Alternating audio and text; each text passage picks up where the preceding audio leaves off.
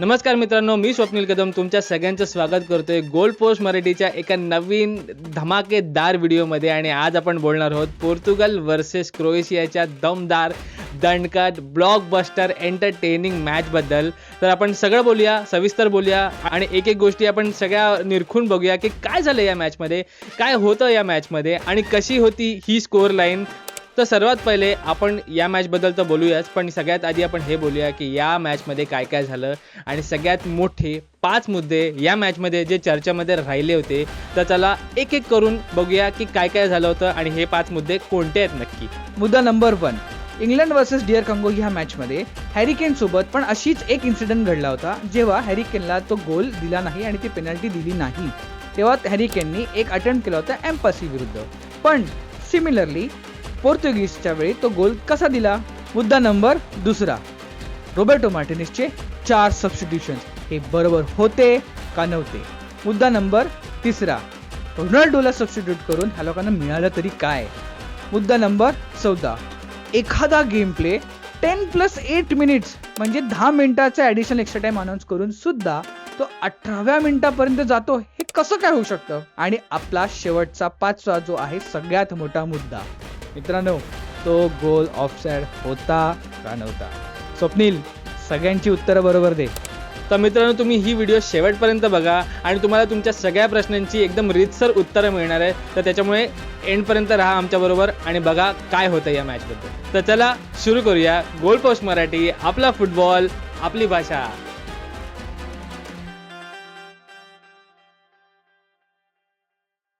तर पहिला मुद्दा की ही जी पेनल्टी पोर्तुगलला मिळाली होती ती बरोबर होती का नव्हती होत. कारण बरेच लोक, बरेच ॲनालिसिस, बरेच पंडित असं म्हणतायत की असा सेम इन्सिडेंट झाला होता डीआर काँगोच्या मॅच बरोबर. हॅरी केन बद्दल असं झालं होतं की हॅरी केनला पण असाच इन्सिडेंटमध्ये पेनल्टी दिली गेलेली नव्हती.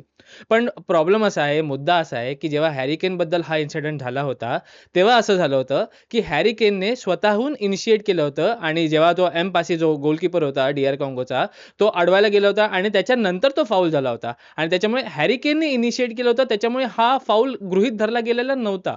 दुसऱ्या बाजूला जेव्हा पोर्तुगलला ही पेनल्टी अवॉर्ड केलेली गेली होती तेव्हा असं झालं होतं की जो व्लासिस, जो डिफेंडर होता क्रोएशियाचा, त्याने रेनाटो वेगाला लिटरली पकडून खालती बसवलं होतं.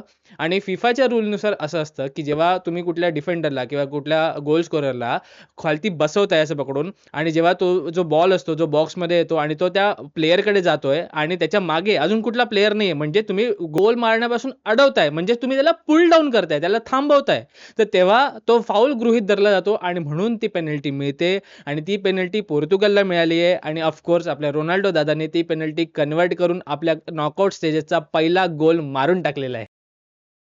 दुसरा पॉईंट, रॉबर्टो मार्टिनेजने हे जे 4 सबस्टिट्यूशन एकत्र केले ते बरोबर होते का. तर आता ह्या प्रश्नाचं उत्तर असं आहे की रॉबर्टो मार्टिनेजने जे 4 सबस्टिट्यूशन केले, आधी तर कुठले सबस्टिट्यूशन केले हे आपण बघूया. 63व्या मिनिटानंतर त्यांनी सबस्टिट्यूशन केले आणि कुठले सबस्टिट्यूशन केले ते आपण बोलूया. सगळ्यात पहिले त्यांनी विटिएनाला काढलं आणि बर्नार्डो सिल्वाला टाकलं. त्याच्यानंतर ब्रुनो फर्नांडिसला काढलं त्याने आणि नेल्सन सेमेडोला टाकलं. त्यानंतर त्यांनी पेड्रो नेटोला काढलं आणि कॉन्सेकाओला टाकलं. आणि त्याच्यानंतर शेवटचं सबस्टिट्यूशन असं होतं, जाओ कॅन्सेलोला काढलं आणि गोन्कालो रामोसला टाकलं. आता हे अटॅकिंग सबस्टिट्यूशन होते त्याचे, ठीक आहे. पण हे सबस्टिट्यूशन त्यांनी एकत्र टाकल्यामुळे काय झालं, क्रोएशिया हे त्यांच्या फुल फ्लोमध्ये जे खेळत होती तो फ्लो थांबला गेला तिथल्या तिथे आणि त्याच्यामुळे गेमचा टेम्पो चेंज झाला. एक तर सगळ्यात आधी क्रोएशिया त्या मोमेंटला फुल अटॅक करून खेळत होते, कारण ते पॉकेट्समध्ये चांगल्या खेळत होते. मॉड्रिच आणि कवचिचा गेम हा तुफान चालला होता आणि त्याच वेळेला जेव्हा हे सबस्टिट्यूशन आले तेव्हा काय झालं की हा टेम्पो थोडा थांबला, टेम्पो कमी झाला आणि त्या टेम्पोचा फायदा झाला पोर्तुगलच्या टीमला आणि त्याने त्या टेम्पोचा फायदा घेऊन त्याच्यानंतर त्यांचा गेम पालटला गेला. कारण तुम्ही जर बघितलं असेल, ब्रुनो फर्नांडिसचा गेम एवढा चांगला जात नव्हता आणि इव्हन विटिनाचा गेम पण एवढा चांगला जात नव्हता. एका साईडला कॅन्सेलो ट्राय करत होता पण त्याचा गेम पण जात नव्हता बरोबर. सो त्याच्यामुळे हे जे 4 सबस्टिट्यूशन जे झाले ते पोर्तुगलच्या टीमला खूप फायद्याचे झाले आणि त्याच्यानंतर कुठे ना कुठे पुढे जे गोल झाले किंवा जो गेम प्ले चेंज झाला त्याच्यामध्ये हे फायद्याचे झाले होते. आता हे सगळे जे सबस्टिट्यूशन होते ते थोडेसे क्वेश्चनेबल होते, कारण रॉबर्टो मार्टिनेजचा ओव्हरऑल जसा जो पोर्तुगलचा जो ग्राफ चालू आहे तो बरोबर जात नाहीये. पण हा मास्टर स्ट्रोक म्हणू का त्याचा लक म्हणूया. तिसरं, रोनाल्डोला पण सबस्टिट्यूट केलं गेलं होतं या मॅचमध्ये. ते किती बरोबर होतं आणि किती चुकीचं होतं? रोनाल्डो ह्याने 68 मिनिटला एक कडक पेनल्टी मारली. ठीक आहे. पण तोपर्यंत त्याचा गेम हा 19-20च चालू होता. कारण त्याचे जो तुम्ही अपोझिशन बॉक्समध्ये जर तुम्ही त्याचे टचेस बघितले तर फक्त 2 टचेस होते ते आणि त्यातला एक सुद्धा हा पेनल्टीवाला होता. सो त्याच्यामुळे त्याचं काहीतरी गेम कॉन्ट्रिब्युशन हे व्यवस्थित होत नव्हतं आणि इव्हन तुम्ही जर गेम बघितला तर गेममध्ये रोनाल्डो हा बॉक्समध्ये दिसतच नव्हता बऱ्याच वेळेला. तो हा ड्रॉप इन करत होता. तो बॉल जिंकायला ट्राय करत होता. जी काही चुकीची गोष्ट होती त्याच्या हिशोबाने. कारण मला तरी असं वाटत होतं की बिंग रोनाल्डो त्याने बॉक्समध्ये ठेवून जे क्रॉसेस येतील ते कन्व्हर्ट करायला तो तिकडे उभा राहायला पाहिजे होता आणि त्याच्यानंतर तो दमला होता. त्याच्या चेहऱ्यावरून त्याचा गेम बघून असं वाटत होतं की तो दमलेला आहे. ऑफकोर्स रोनाल्डो तो दमणार नाही. त्याची फिजिकॅलिटी आहे, सगळं मान्य आहे. पण कुठेतरी त्या मोमेंटला तो सबस्टिट्यूशन खूप गरजेचं होतं आणि त्याचा सबस्टिट्यूशनचा फायदा असा झाला की नंतर गोन्कालो रामोसने एक कडकवाला हेडर मारून त्याच पोझिशनमध्ये, कारण तो बॉक्समध्येच हवर करत होता आणि तिकडूनच त्याने गोल मारला आणि पोर्तुगालला एक लीड मिळवून दिली. सो त्याच्यामुळे हा सगळा फायदा हा पोर्तुगालच्या टीमलाच झाला. त्याच्यामुळे रोनाल्डोला सबस्टिट्यूशन केलं हे एक कुठेतरी एक जीनियस किंवा एक मास्टर स्ट्रोक म्हणता येईल रॉबर्टो मार्टिनेसचा. आणि इकडे हा गेम फिरलेला आहे या सबस्टिट्यूशनमध्ये, कारण त्याचा 81st मिनिटचं जे सबस्टिट्यूशन होतं हे खूप कामाला आलं पोर्तुगालच्याच टीमला. चौथं, एक्स्ट्रा टाइम. जो 18 मिनिटाचा एक्स्ट्रा टाइम वाटत होता सगळ्यांना, तो बरोबर होता का नव्हता? सगळ्यात पहिले तर 90 मिनिटं झाल्यानंतर 10 मिनिटाचा एक्स्ट्रा ॲडेड टाइम दिला होता. हा सगळ्यांना मान्य आहे. ठीक आहे. त्याच्यानंतर 90+2 मिनिट्सला क्रोएशिया एक सबस्टिट्यूशन केलं. त्याच्यामध्ये वेळ थोडा वाया गेला. त्याच्यानंतर 90+4ला गोन्कालो रामोसने एक कडकवाला हेडर मारला आणि त्याच्यामुळे पोर्तुगालला एक लीड मिळाली. सो त्याच्यामुळे त्यांचं सेलिब्रेशन वगैरे खूप भन्नाट सेलिब्रेशन केलं त्यांनी. सो त्याच्यामुळे थोडा वेळ वाया गेला. त्याच्यानंतर परत एकदा 90+6 मिनिटला क्रोएशियाच्या टीमने अजून एक सबस्टिट्यूशन केलं. सो त्याच्यामुळे या 3 गोष्टींमुळे थोडा वेळ वाया गेला कुठे ना कुठे आणि तो वेळ त्यांनी 10 मिनिटं जे एडिट टाइम होता त्याच्या पुढे थोडंसं वाढवून, म्हणजे कदाचित 3-4 मिनिटं वाढवून त्यांनी हा कव्हर करण्याचा प्रयत्न केला. आता ह्याच्यामध्ये ट्विस्ट असा झाला की 90+13व्या मिनिटाला अजून एक गोल मारला हा क्रोएशियाच्या टीमने, जो गोल डिसअलाव केला गेला होता नंतरच्या वेळेला. पण आणि त्याच्यानंतर सुद्धा खूप मोठं सेलिब्रेशन झालं. आता ह्या सगळ्या गोष्टीमध्ये बराचसा वेळ हा वाया गेला. सेलिब्रेशनमध्ये, प्लेयर रोटेशनमध्ये, फॉर्मेशनमध्ये. तर त्याच्यामुळे हा वेळ कुठे ना कुठे रेफरीला कव्हर करायचा होता. सो त्याच्यामुळे तो वेळ वाढत जाता हा 10 मिनिटाचा जो ॲडेड टाइम होता तो 17-18 मिनिटाचा कुठेतरी झाला आणि तो कव्हर करणं हे जस्टिफाईड होतं रेफरीसाठी. सो त्यामुळे हे असं कुठे की एक्स्ट्रा टाइम दिला किंवा वेळ खूपच जास्त मोठी मॅच लांबवली तर हे जस्टिफाईड आहे. कारण हा सगळा वेळ जो कुठे वाया गेलेला होता ना, तोच कव्हर करत होते रेफरी. त्याच्यामुळे अजून असं व्यतिरिक्त असं काही वेगळा एक्स्ट्रा टाइम झालाच नव्हता कुठे. सो त्याच्यामुळे हे सगळं बोलणं किंवा हा सगळा जो लोकांचा मुद्दा आहे की अरे नाही भरपूर वेळ गेला, तर असं काहीच नाहीये. रेफरीचा कॉल हा शेवटचा कॉल आहे आणि हा सगळ्यांनी मान्य केलेलाच होता.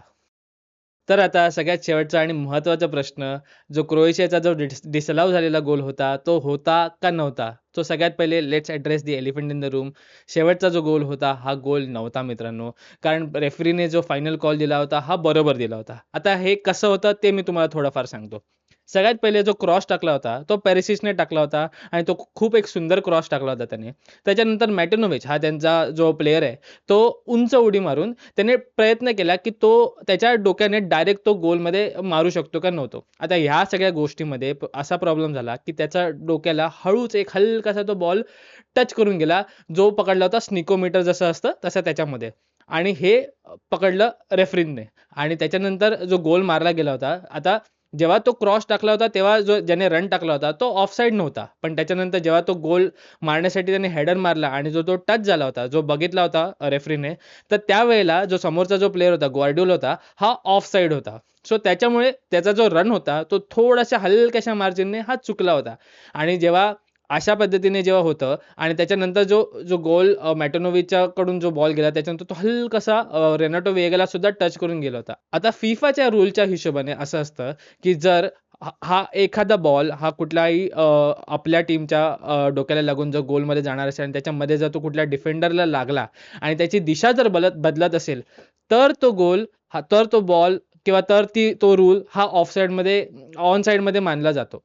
आणि जर हा नसेल आणि हा तो डिफ्लेक्ट होत नव्हता जसं आपण बघितलं, तर त्याच्यामुळे हा गोल ऑफसाईडमध्येच कॅल्क्युलेट केला जातो आणि त्याच्यामुळे आणि जो रन टाकला होता ग्वार्डियोलने तो सुद्धा चुकीचा होता आणि हे सुद्धा बघितलं गेलं आणि त्याच्यामुळे हा जो गोल होता हा डिसअलाव केला गेलेला होता. सगळ्यात मोठी गोष्ट, सगळे जे बोलतायत, सगळे पंडित बोलतायत, काही लोक म्हणतात की ऑफसाईड होता, काही लोक म्हणतात ऑन साईड होता. पण जसं आपण बघितलं, आपण फिफाचे रूल्स, आपण रेफरीचे रूल्स हे फायनल रूल्स असं मानून ठरवूया. आणि हा जो गोल होता तो डिसअलाव केला गेला होता आणि हे बरोबर होतं मित्रांनो. त्याच्यामुळे याच्यामध्ये डिस्कशन करण्याचं काही कारणच राहिलेलं नाही आता ह्याच्यापुढे. तर आता बघूया की गेम कसा होता, म्हणजे ओव्हरऑल गेम कसा होता, क्रोएशिया कशी खेळली, पोर्तुगाल कशी खेळली. आता क्रोएशियाच्या टीमला माहिती होतं की त्यांचे बाउंड्रीज काय आहेत, त्यांच्या लिमिटेशन्स काय आहेत. त्यांच्याकडे जो मेन त्यांचा प्लेअर आहे लुका मॉड्रिच, हा 40 वर्षाचा आहे. त्यांच्याकडे कोवाचिच आहे, तो 34 वर्षांचा आहे. पेरिसिच आहे, तो 38 वगैरे वर्षांचा आहे. सो त्याच्यामुळे त्यांना माहिती आहे की तुमच्या टीममध्ये पेस नाहीये. सो त्याच्यामुळे त्यांना होल्डअप करून त्यांचा जो गेम होता तो होल्डअप करण्याचा होता. आणि इकडेच पोर्तुगालची चूक झाली की त्यांनी त्यांच्या ज्या होल्डअप प्लेला, त्यांच्या जो लो ब्लॉकला कापता आलं नाही त्यांना. आता याच्यामध्ये सगळ्यात महत्त्वाची भूमिका येते ती ब्रुनो फर्नांडिसची आणि विटिन्याची. विटिन्याने तरी पण थोडाफार वाचवला होता गेमला, ट्राय केला की बॉल डिस्ट्रिब्युशन करावं किंवा बॉल होल्ड करून जिंकून मग त्याच्यानंतर पुढे पास करावं. पण ते विटिन्याला जमलं, पण त्याच्यानंतर ब्रुनो फर्नांडिसला कुठे जमलंच नाही. आणि ब्रुनो फर्नांडिस हा संपूर्ण गेममध्येच कुठे दिसला नव्हता, ॲटलीस्ट आम्हाला तरी. आणि या व्यतिरिक्त त्यांच्याकडे रन टाकणारे 2 प्लेयर होते, राफाएल लिओ आणि पेड्रो नेटो. राफाएल लिओने खूप चांगले रन टाकले आणि क्रॉसेस पण टाकत होता, पण एका साईडने पेड्रो नेटोला ते जमत नव्हतं आणि त्याला मागच्या साईडला सपोर्ट करणारं पण कॅन्सेलो, त्याला सुद्धा जमत नव्हतं. आणि याच वेळेला जेव्हा स्ट्रेट व्हर्टिकल जो जो गेम झाला होता क्रोएशियाचा, त्याच्यामध्ये मॉड्रिच आणि कोवाचिच या दोघांनी जो गेम सांभाळून ठेवला होता मित्रांनो, ओ हो हो हो, या दोघांचे गेम हे खूप बघण्यासारखे होते. म्हणजे एक टॅक्टिकल एक मास्टर क्लास होता. आणि आपल्या सगळ्यांनाच वाईट वाटतंय कुठेतरी की मॉड्रिचने आपल्या करिअरचा शेवटचा गेम खेळलाय, ॲटलीस्ट क्रोएशियाच्या जर्सीमध्ये तरी. आणि आम्हाला सुद्धा खूप वाईट वाटतंय. आम्ही सगळे पण फॅन आहोत मॉड्रिकचे. आणि मॉड्रिच हा असा प्लेअर आहे, आम्ही मागे पण एकदा व्हिडिओमध्ये बोललो होतो की मॉड्रिच हा असा एक प्लेअर आहे की ज्याला कोणीच हेट नाही करत यार. म्हणजे सगळेच त्याच्यावरती प्रेम करतात, त्याच्या गेमवरती प्रेम करतात. आणि कालचा पण गेम बघून असं वाटत होतं की यार हा रिटायर का होतोय यार, ॲटलीस्ट हा 4-5 वर्ष तरी इझिली खेळू शकतो. आणि त्याच्यानंतर गोल झाले, मॅच जिंकली पोर्तुगलने. कुठेतरी एक डिएगो जोटाचा एक आशीर्वाद होता त्यांचा, कारण कालच्याच दिवशी 3 तारखेला 1 वर्षांपूर्वी त्याचं ॲक्सिडेंट झालं होतं आणि तो या जगाला सोडून गेला होता. आणि कदाचित त्याचाच आशीर्वाद होता. मॅचनंतर तुम्ही बघितलं असेल की पोर्तुगालच्या टीममध्ये रोनाल्डोने 21 नंबर म्हणजे डिएगो जोटाची जी जर्सी होती ती घालून त्याच्यानंतर सगळ्या फॅन्सना अपलॉड केलं, सगळ्या फॅन्सना थँक्यू बोलला तो.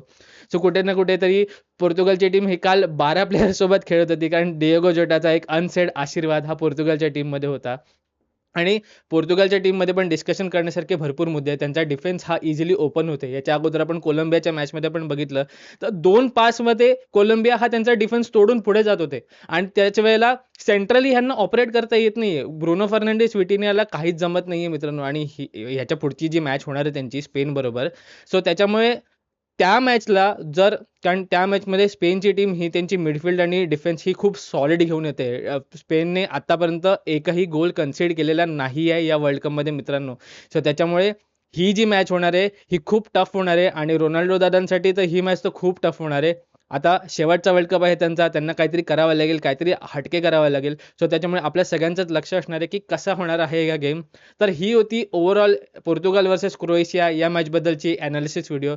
तुम्ही सांगा तुम्हाला कसा वाटला हा व्हिडिओ. आणि प्लीज सबस्क्राईब करा आमच्या चॅनलला. आमच्या इंस्टाग्रामवरती खूप भन्नाट व्हिडिओज येतात, खूप भन्नाट रील्स येतात, त्याच्यामुळे ते पण लाईक करा. आणि आपण पुढे भेटूया अशाच एका नवीन व्हिडिओमध्ये.